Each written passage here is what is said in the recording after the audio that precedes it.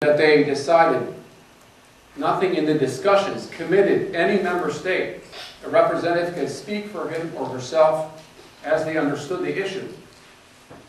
This turned the CMIT into a club of experts. They would then report to the Council of their deliberations and recommendations, but the Council was the body that would make any legally binding suggestions, and even it did not have very large authority in terms of legally binding agreements.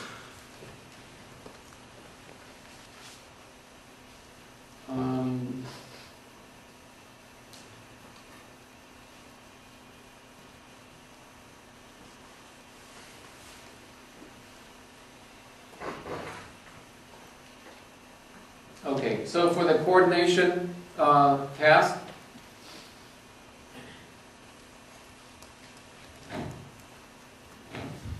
the idea is how to liberalize. Now, you have to, our work focuses or revisits the episodes of the 1970s and the 1980s.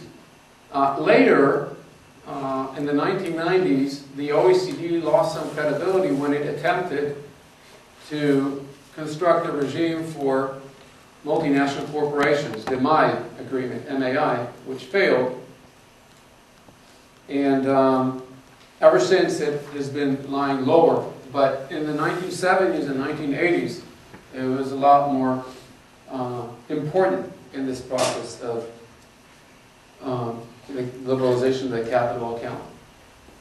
So, in those days, the dilemma was whether to liberalize or not.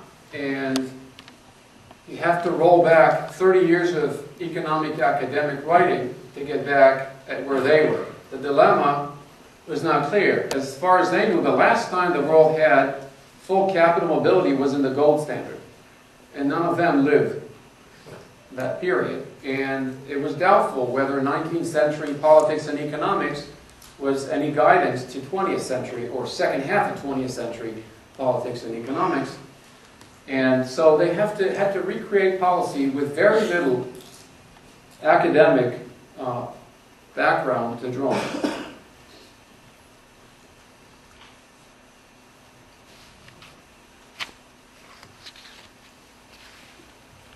The CMIT had the task of coming up with a solution to these things. It was in part a matter of detail. There are things you can't write in the code. You let the committee interpret or find particular solutions. And some of it is a matter of contingency. As the need arises, as developments go, you have to come up with solutions.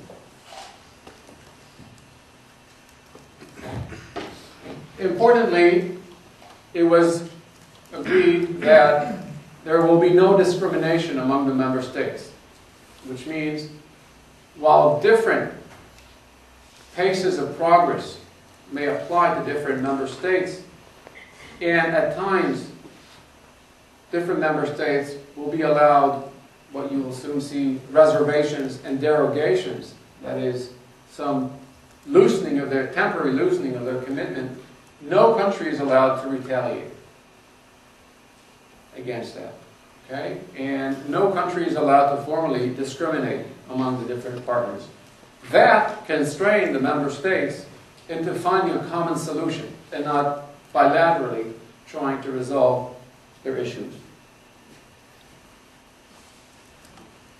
For credibility, this is where the regime of derogations and reservations comes in. A country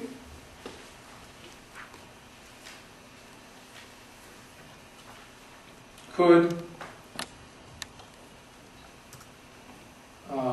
report that it is applying a reservation, lodge a reservation, to a particular commitment to liberalize.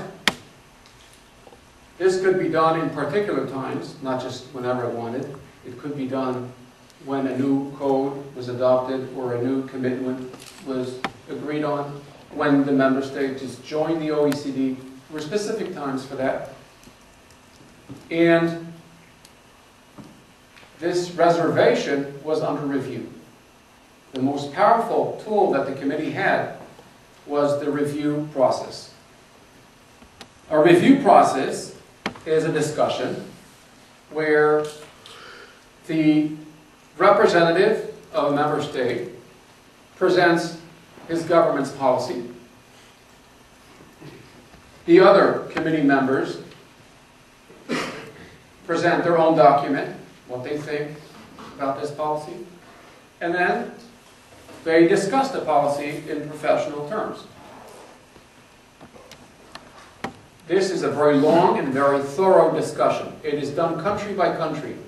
Every discussion, a different country is under the microscope. And since this is a very personal process, and you cannot hide behind UN-like delegation or diplomatic speak, this is you and your professional friends, your colleagues, and you have to justify your government's policy. And it may be ridiculous policy, inconsistent policy, completely unjustifiable policy. You're there, and it's you, Jim or Jack or Julie. You have to explain your government's policy. So, in this setting, there was little room for political maneuvers. If it was an incomprehensible policy, that's what it was understood to be. This process of very, very close review does not repeat itself in the IMF. The IMF has a review process, but it's very official. There are big reports that are being written, and then there is a very formal discussion of it. It is said that many of the people in the relevant committee now don't really read the report. It's very thick. And then they politely record that the report has been lodged in. This is very different than what has happened in the OECD. The other element of this regime that gives credibility is the derogation.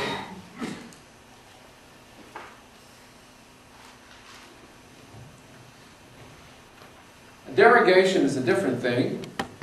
This is a temporary suspension of a commitment that is because of a particular hardship.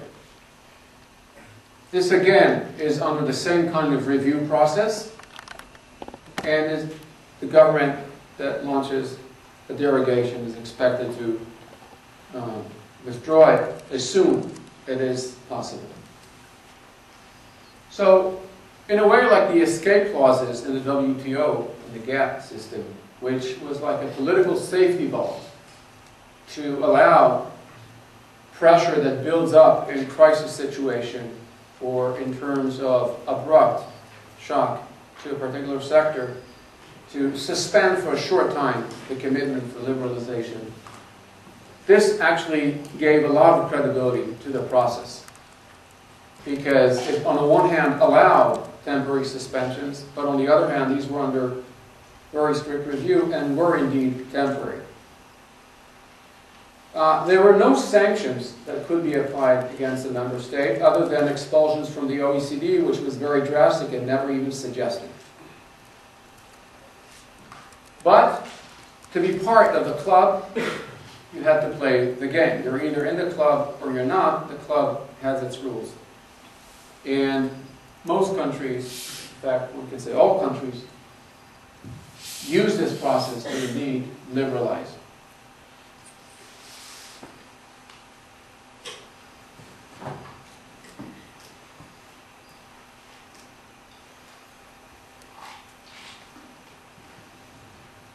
Okay, at the Council, once the CMIT concludes a discussion, reports to the Council then either accepts, normally it did. Most of the times the Council almost rubber stamped the CMIT. It rarely rejected a report from the CMIT. At the Council, you had officially ministers of finance, but in truth they send their seconds, and sometimes the director generals of their ministries.